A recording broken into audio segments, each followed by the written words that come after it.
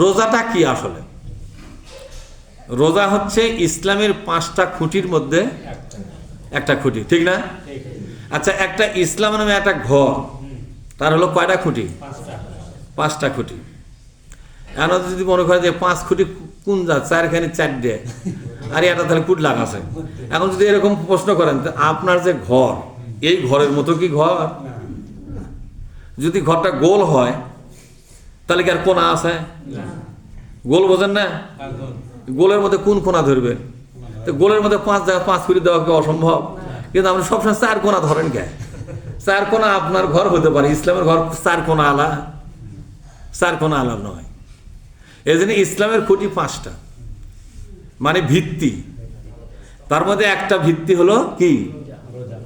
আসামে রমাদান, রমজান মাসে রোজা। তো কেউ যদি রোজা না করে, সে কিন্তু ইসলামের একটা ভিত্তিকে অস্বীকার করবে। ইসলামের একটা ভিত্তিকে অস্বীকার করলে, যে কোনো একটা ভিত্তি যদি অস্বীকার করেন, আপনার ঈমান থাকবে? এখন প্রশ্ন হলো, হুজুর আমরা স্বীকার করি কিন্তু রোজা করি না, এটা কি হবে?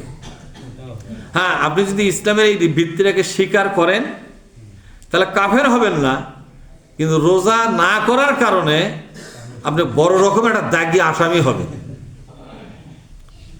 এই অপরাধ দুনিয়ার কোনো কিছু দিয়েই এই অপরাধটা নিরসন করা যাবে না।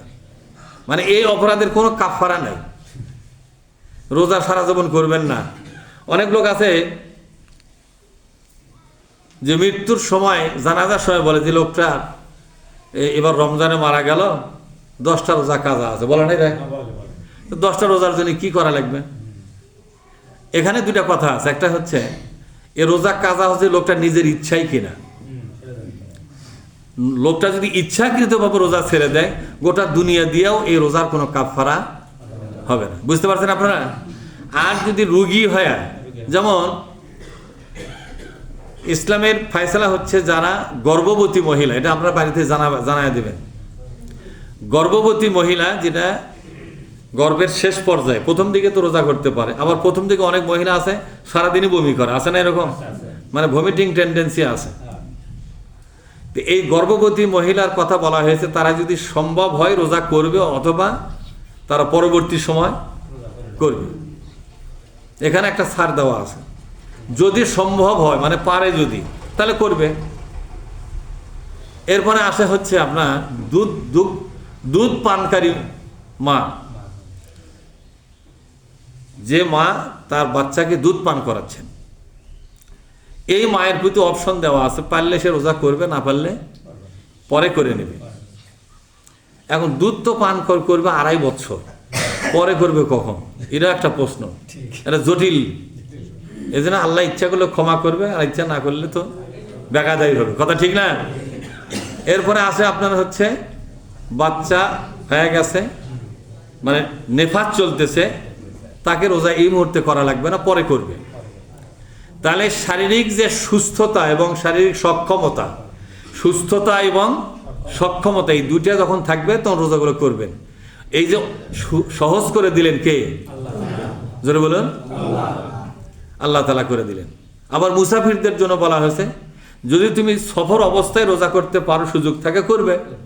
যেমন আমি মাঝে মাঝে ঢাকায় যাই, আমি কিন্তু মুসাফির হয়ে যাই, কিন্তু আমি এই সফর অবস্থায় কোনো দিনই আমি রোজা ছেড়ে দেইনি। আমার নিজের কথাই বলতেছি, 3 দিন 4 দিন মতো থাকি, এই 4 দিন পর্যন্ত আমি যেভাবে হোক হোটেলে খায়া হলেও আমি রোজা করেছি। আসার সময় হয়তো শেষ রাতে সেই বাস আলাগুলো বাবা এক জাতের, 2টার সময় এক হোটেলে ব্রেক করে, কিন্তু এই 2টার সময় খায়া কি 10 টাকা হয়ে গেল। একবার এক বাসে যাচ্ছি, 1টার সময় হোটেল ঢুকে দেয়, কি ভাই সেহরি কি অন্য জায়গাত করছে, অন্য আবার রোজা করবে, ইচ্ছা থাকলে এটি খায় না। তখন বাজে রাতে 1টা, কি করবেন, আর উপায় নাই, পানি নিলাম আর কিছু খাবার খেলাম, ঠিক যখন সেহরির শেষ সময় তখন এক বোতল পানি খাই, ওইভাবেই থাকলাম। তারপরও সফররত অবস্থায় কিন্তু একটা সুযোগ ছিল আমার, রোজা ছেড়ে দিলেও দেওয়া যেতে পারে। আল্লাহ নিজেই দিয়েছেন যে সফর অবস্থায় তুমি ইচ্ছা করে রোজা করো, না হয়তো পরে করো। চিন্তা করলাম পরে করবে গেলে একা ভেজালত পড়া লাগবে, ওর সাথে কষ্ট হলেও রোজাটা করি। পরে দেখো পুরো সমস্ত রোজাগুলো হয়ে গেল, পরের মাসে আমার অতিরিক্ত চাপের মধ্যে পড়া লাগবে। তাহলে আল্লাহ তাআলা কিন্তু অপশন দিয়েছে, ইচ্ছা করলে আপনি সফররত অবস্থায় রোজা করবেন অথবা ছেড়ে দেবেন। রোগের ব্যবস্থাও তাই।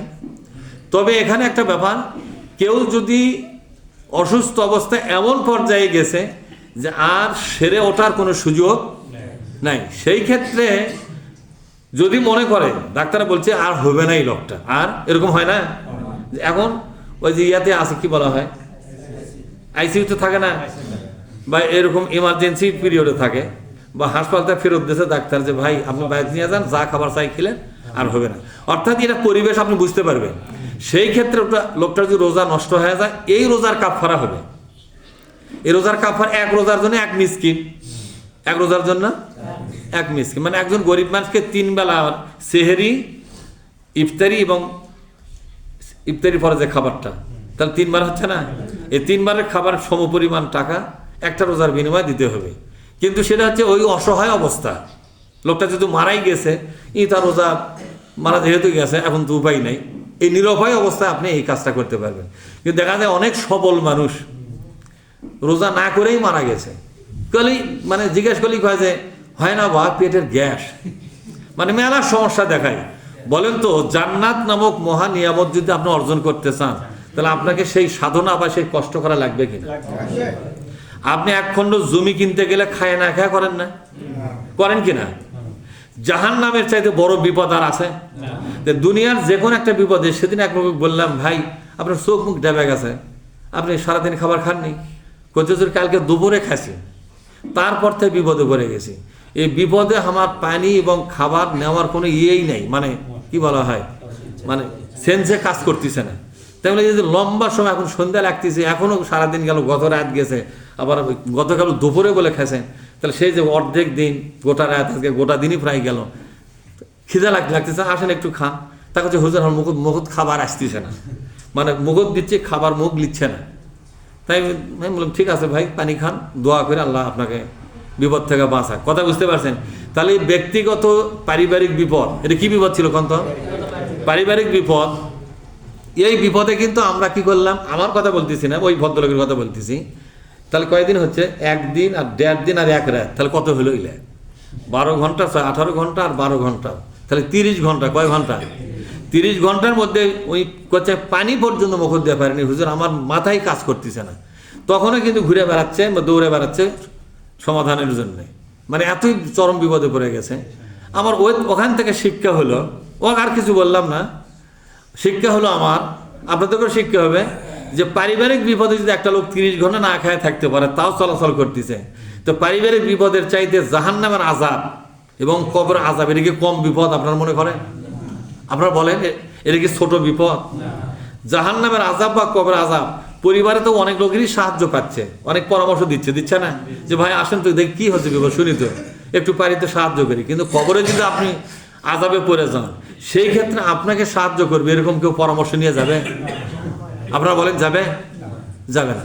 সেই জন্য ভাইরা, আপনাদের কাছে আমার এই নসিহত, এই উপদেশ, কষ্ট যদিও আপনার হবে, আমি জানি অনেক লোক কষ্ট সহ্য করতে পারে না, কিন্তু মনে করে নেন যে আপনার কবর আযাব শুরু হবে হঠাৎ করে আপনার জাহান্নামটা শুরু হবে, এর থেকে বাঁচবেন কেমনে? আল্লাহ রাসূল বলছে, এই রোজাটা হচ্ছে তোমাদের জন্য ঢাল স্বরূপ। কি স্বরূপ? আর সামু বেজা, মানে রোজাটার ঢাল বলা হচ্ছে। ঢাল যেমন অন্যের আক্রমণ থামায়, রোজা নামক ঢাল জাহান্নাম থেকে তোমাকে বাঁচায় দেবে। তাহলে এই ঢালটা আপনার দরকার আছে না নাই? এই ঢালটা যেমন কবরের দরকার ওই জাহান্নামের আযাব থেকে বাঁচার জন্য, এই ঢালটা কিয়ামতের ময়দানে দরকার সূর্যের তাপ থেকে। কি বল, লাগবে কিনা? এখন লাগবে। সেই জন্য ভাই, ইসলামের কথাগুলো একটু মেনে নেন, একটু শোনেন, গুরুত্ব দেন। কথা কি মন খারাপ করলেন আপনারা? সুতরাং আমি আপনার চাই এই কোরআন থেকে আপনাদেরকে এই কথাগুলো বুঝানো, লাআল্লাকুম তাত্তাকুন। এর রোজা এসেছে আপনাকে বাঁচাতে, তাত্তাকুন শব্দের অর্থ হলো বাঁচানো। এর রোজা এসেছে আপনাকে রক্ষা করতে। কি করতে? জোরে কন। কার থেকে রক্ষা করতে বলেন তো?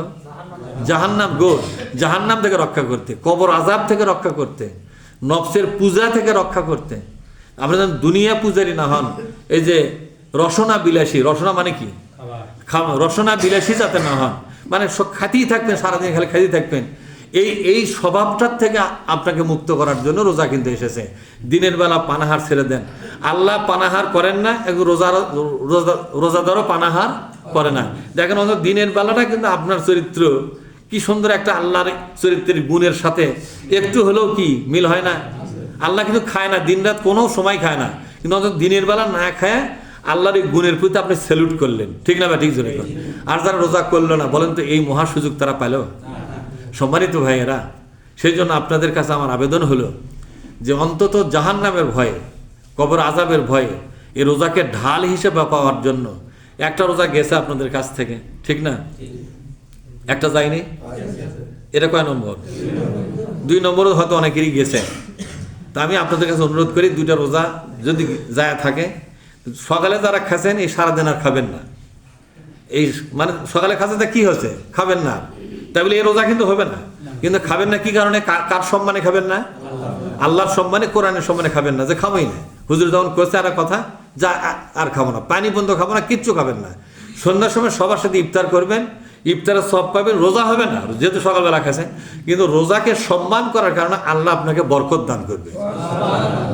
কাল থেকে রোজা ধরেন, আর সুযোগ ছাড়েন না। এই যে সন্তানের জন্য এত কষ্ট করতেছেন, তো যে বউ ছেলের জন্য, এরা কিন্তু আপনার কবরের কেউ দায়িত্ব নেবে না। বলেন তো ভাই, দায়িত্ব নেবে? আপনার জীবনটা কিন্তু একাই বিপদে পড়ে যাবে, একাই আপনার কষ্টগুলো করা লাগবে। সন্তানের জন্য এত কষ্ট করতেছেন, এরা কিন্তু কেউ আপনার দায়িত্ব নেবে না। সুতরাং প্রিয় ভাইরা আমার, যে কথাগুলো বললাম, আশা করি এখান থেকে আপনি হেদায়েতি কথাগুলো শুনতে পাবেন। দোয়া করেন, আমরাও দোয়া করি